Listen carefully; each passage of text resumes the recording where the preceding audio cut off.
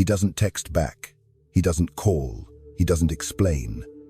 Silence without context, without closure. And the worst part? You start to think the problem is you. It's a scenario more familiar than we'd like to admit. A connection that seemed real, conversations that once flowed effortlessly, moments that felt charged with possibility, suddenly reduced to nothing.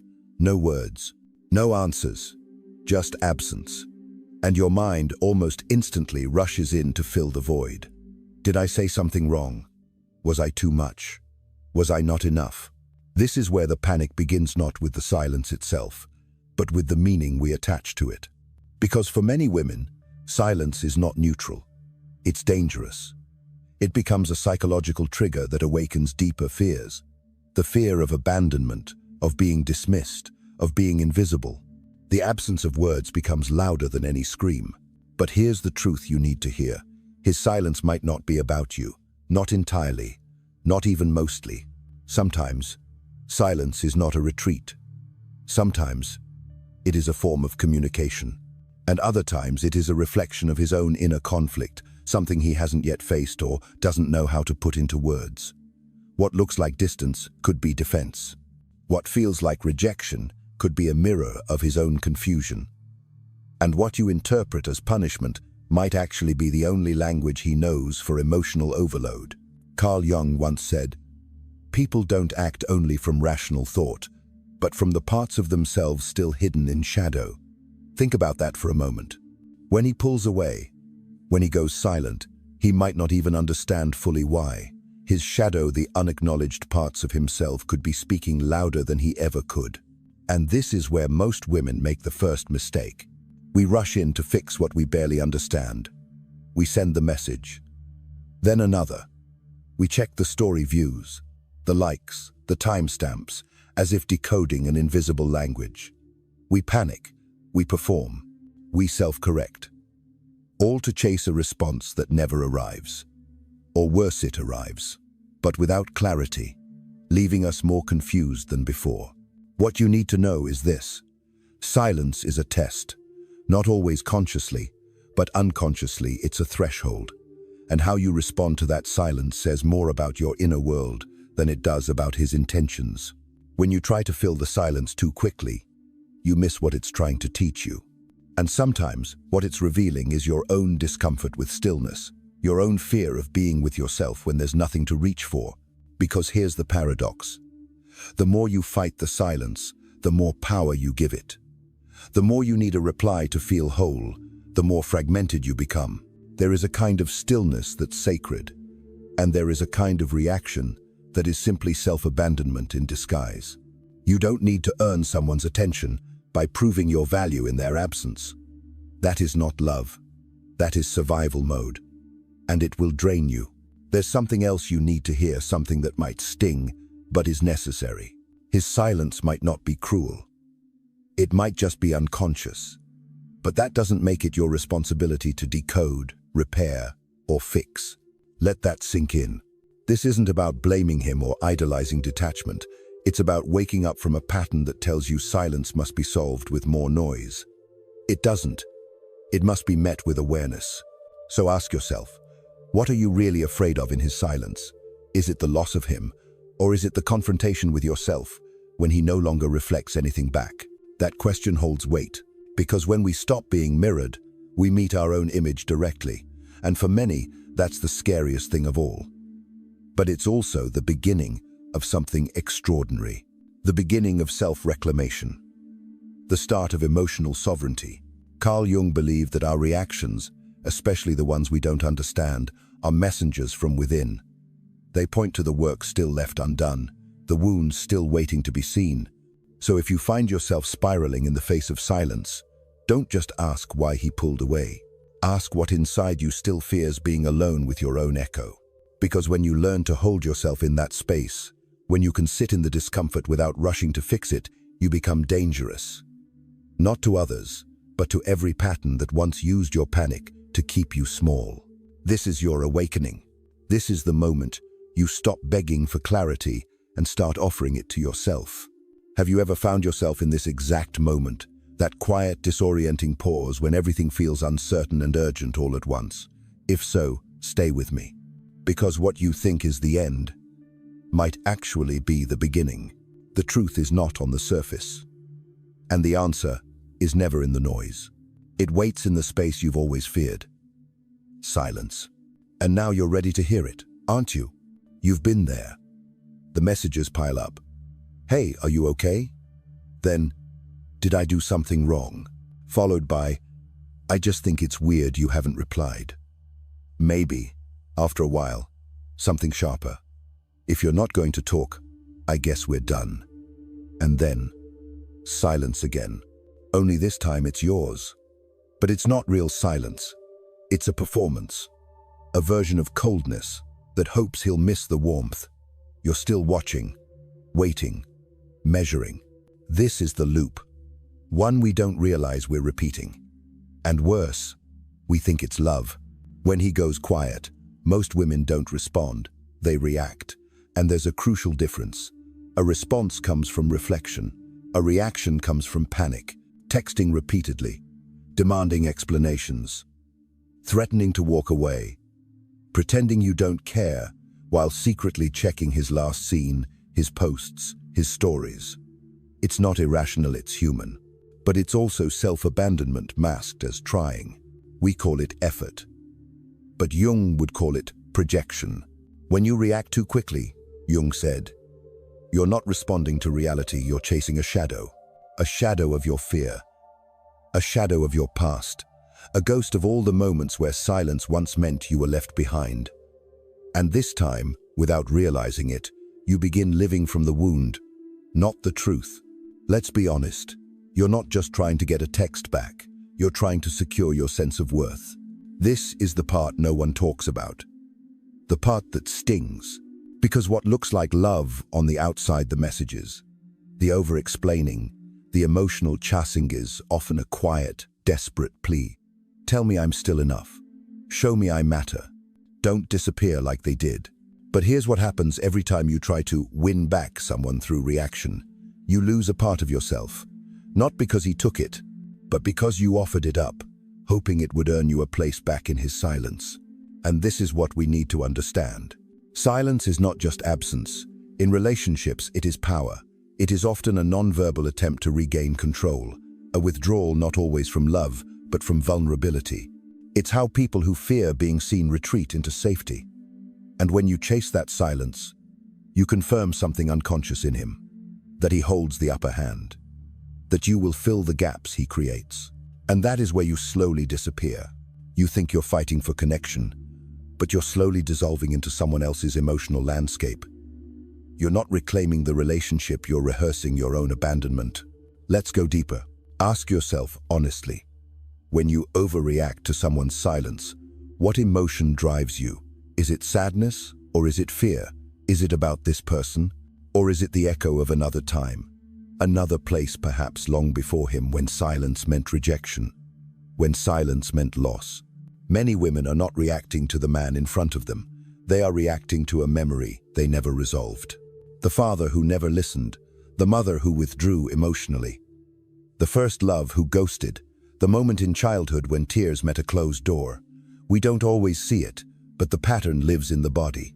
It whispers in our panic, and every time we overreact, that wound says, I told you so. So, no, you're not weak. You're not crazy. You're not needy. You're reenacting a history that taught you silence is a threat. But what if silence isn't the problem? What if the real problem is how quickly you make it mean something about you? That you're unworthy, forgettable, too much, not enough. Because that's the story most women are handed. That if he pulls away, you must have caused it. That love must be chased, maintained, fixed. That if you don't prove your value, you'll lose your place. But that narrative is broken. And it's breaking you. Carl Jung believed that our unconscious behaviors are not flaws, but invitations, messages from the psyche, asking us to see clearly, to integrate, to choose differently. So what if the next time he went silent, you didn't chase? Not out of anger, not out of pride, but out of awareness. What if you paused and asked yourself, what part of me is reacting right now? And is this the part I want leading my choices? Because you're not just texting him. You're teaching your nervous system what love requires of you. Every message sent in panic. Every overreach. Every moment spent convincing, justifying, over-explaining those aren't acts of love. They're negotiations with your own dignity. Let that sit for a second. You're not losing him. You're losing yourself one small compromise at a time. And when it all finally collapses, when he never answers or leaves for good, you don't just grieve him, you grieve the parts of yourself you kept shrinking to fit what you thought he needed. But here's the freedom. You don't have to keep doing this. You don't have to repeat the same dance just because it's familiar. You don't have to prove your worth in someone else's silence, because his silence is not the threat. The real threat is the belief that silence makes you disappear. It doesn't, unless you do it to yourself. This is where your power returns. Not in getting him to speak, but in learning to listen to yourself in the quiet, to hear your own heartbeat beneath the chaos. To recognize that the moment you stop reacting, you start remembering who you are. And when you remember who you are, no silence can unmake you. So let me ask you again, what do you believe silence says about you? And who taught you that story? Because maybe the story isn't true. Maybe he's silent because of his own fear, his own shadow, his own discomfort with intimacy. Or maybe he's just not ready. But that's not your burden to carry. Your only task is to see where you still equate distance with danger, where you still think silence means failure. Because once you stop running from that discomfort, you start writing a new story. And in that story, you don't beg to be chosen. You choose. If this resonates with you, if something inside you whispered, "That's me," don't let it pass. Say it. Name it. Leave a comment. Say, "I see myself in this. I read every word. Every one of you matters here." Here's the twist no one wants to admit. Silence is rarely neutral. It is not always about absence. Sometimes it is a mirror, sometimes a wall, and sometimes a test. But it is never meaningless. You may think he's being quiet because he's uncertain, because he doesn't care, or because he needs space. And maybe all those things are true. But at a deeper level, the level most people avoid looking at silence, is often his way of seeing something, or rather, measuring something. It is not just that he stopped texting. It's that he stepped back to observe what you will do without his words. In other words, silence is not a retreat. It is a strategy. And here is where it becomes dangerous. Because what he's really observing, consciously or unconsciously, is not just whether you'll wait. He's watching whether you'll shrink, whether you'll compromise yourself to stay in his field of vision, whether you will dim your light so he doesn't have to feel overwhelmed by your shine. What he's testing, even if he doesn't realize it, is this: your place in his mind, your value in his emotional ecosystem. Not because he's cruel, but because he too is operating from his own shadow. Carl Jung's model helps us understand this. The persona, the shadow, the anima. Every man carries these within him. The persona is who he presents to the world, the strong, composed, in-control self. The shadow is everything he represents: fear, vulnerability, uncertainty, emotional need. And the anima is the inner feminine ether part that connects him to softness, emotion, and empathy. When a man goes silent, he is often retreating into one of two places: his shadow or his persona. He either hides from himself by numbing, denying, disappearing, or he puts on the mask of indifference, pretending nothing touches him.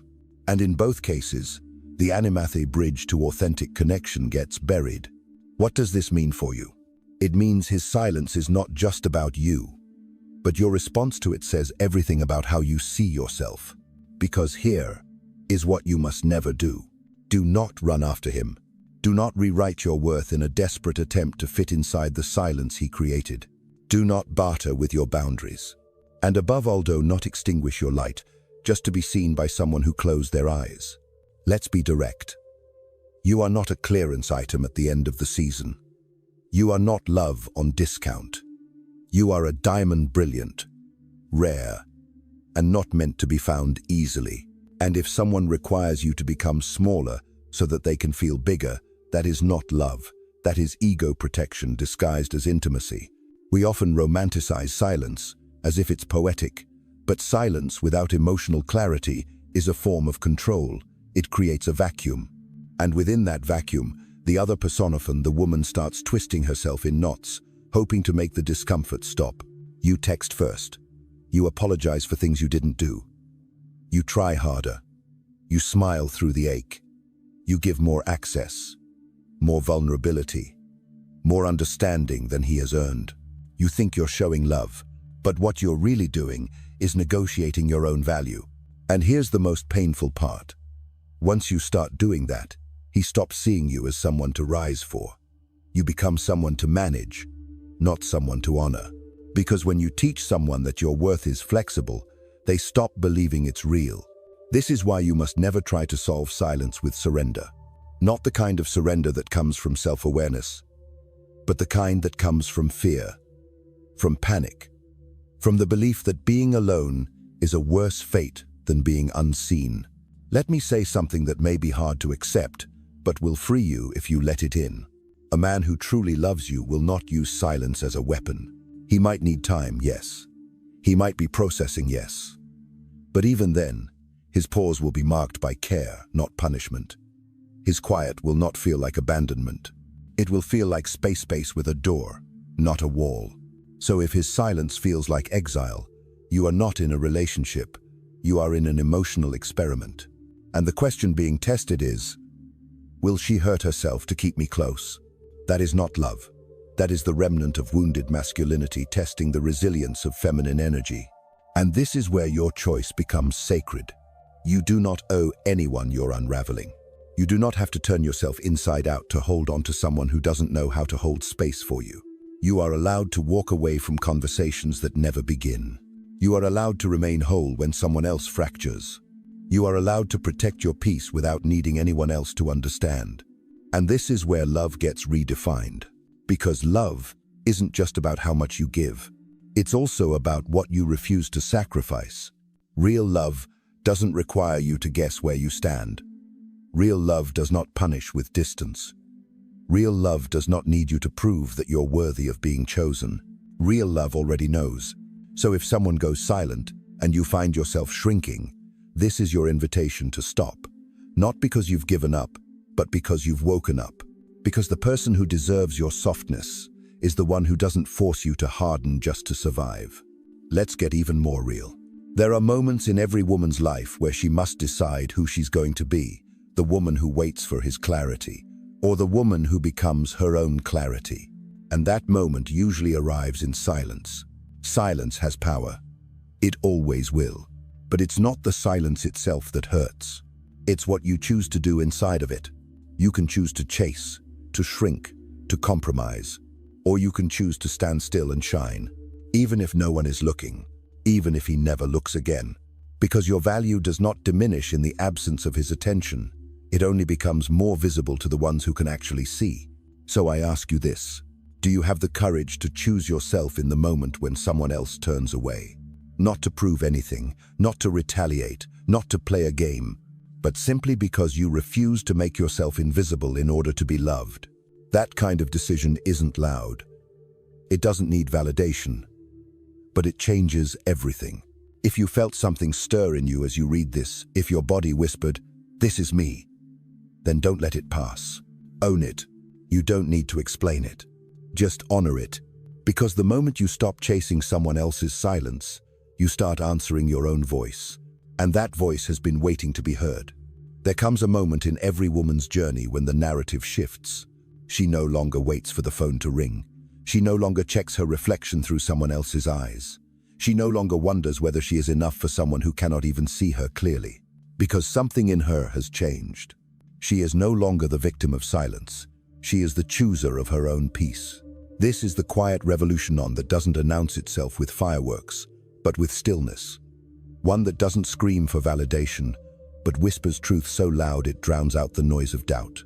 You see, there is power in reclaiming your worth, but not the kind of worth that rises and falls based on whether someone stays.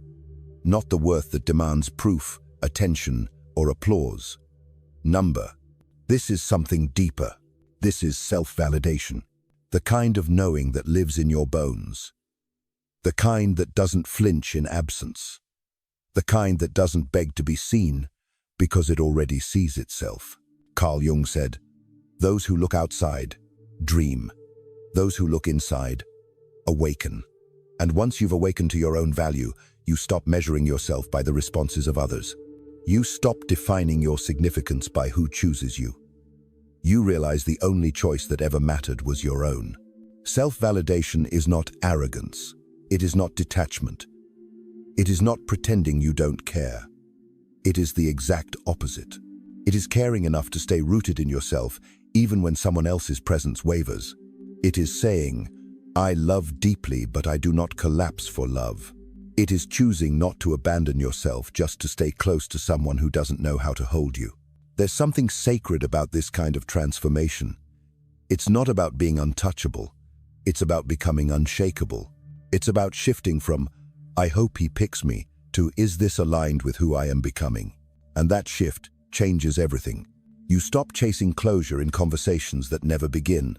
You stop explaining your sensitivity as if it's a flaw.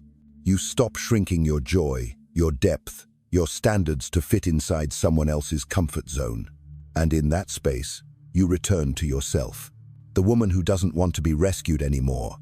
The woman who doesn't want to be adored for a version of her that doesn't exist. The woman who is not asking for a savior, but for truth, for understanding, for resonance. This woman is not bitter. She's awake. She's done trading her fire for a flicker of someone else's attention. She doesn't want to be wanted for her silence. She wants to be seen in her fullness and chosen not because she begs, but because she stands. She has learned that real love cannot find her until she finds herself first. So if you've walked through the ache of abandonment, the sting of being overlooked, the spiral of trying to fix what was never yours to fix, then maybe this is your turning point. Maybe this is where the page turns. Because the truth is, you never needed to be chosen. You only needed to remember that you already are, not by someone else, but by the one person who has walked with you through every single silent night. You. There is something extraordinary about a woman who no longer fears her own solitude. She doesn't fill the space with distractions. She doesn't use someone else's presence to escape herself. She sits in the stillness. And in that stillness, she hears the sound of her own voice again. She remembers her own rhythm, her own light, her own longing not for another person, but for authenticity. And this is where the deeper love begins. The love that doesn't ask you to perform. The love that meets you where you are, because you've already met yourself. This is not a fantasy. This is not a self-help slogan. This is the lived reality of those who dare to stop begging and start becoming. And when you live from that place of integrity, truth, and self-respect, you attract differently. Not because you've played the game better, but because you've left the game entirely. You're not waiting at the edge of someone else's indecision. You are standing in the center of your own clarity. And yes, it can be lonely at first. Yes, the silence will still sting some days. Yes, the longing will ache in your chest when you least expect it. But this time, it won't break you. Because you are no longer afraid of being alone. You have met the woman you once abandoned. And she is not weak. She is radiant. She does not plead for attention. She radiates presence. She does not need to be fixed. She is not broken. She does not hope for rescue. She is her own revolution. So if you are here now, if something inside you has stirred while listening, then maybe you know this truth already. Maybe this isn't new. Maybe it's ancient. Maybe it's always been waiting for you. Let this be the moment you return to yourself. Not because the world gave you permission, but because you finally remembered. You were never meant to disappear inside someone else's story. You were meant to write your own. If this message touched something in you, if it echoed what you've been quietly feeling, then subscribe. Not because I need you to, but because maybe, just maybe, you need yourself. And if you do, I hope you come back here again, because you are not here to be chosen. You are here to choose. And the question that remains is not, will he pick me? The question is, will you?